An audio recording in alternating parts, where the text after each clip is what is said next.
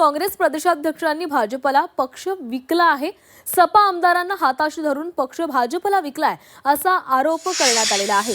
भिवंडी शहराध्यक्षांनी हर्षवर्धन सपकाळांवर हा आरोप केलाय.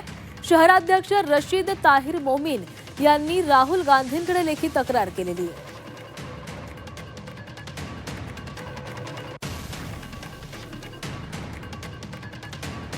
तर भाजपच्या नगरसेवकांना सोबत घेण्यावरून काँग्रेसमध्ये मतभेद दिसून येत आहेत.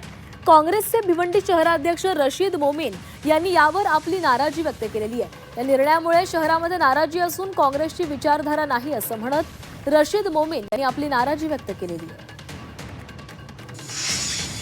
नारायण चौधरी बाजूला बसले होते. नारायण चौधरी आतापर्यंत हे नाही बोलले की मी भाजपा सोडले आहेत, त्यांची विचारधारा सोडले आहेत. त्यांनी फक्त इतका सांगितले की मी जे आहेत माझ्या गेम नाही होत आहेत आणि भाजपने मला नगरसेवक केले, तिकीट दिले, हे सर्व तारीफी करत होता. काँग्रेस नाराज आहेत.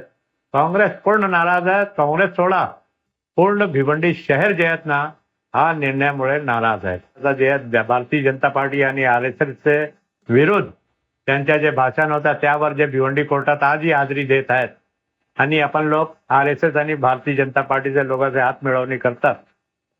हे काँग्रेस पक्षाची विचारधारा नाही आहे.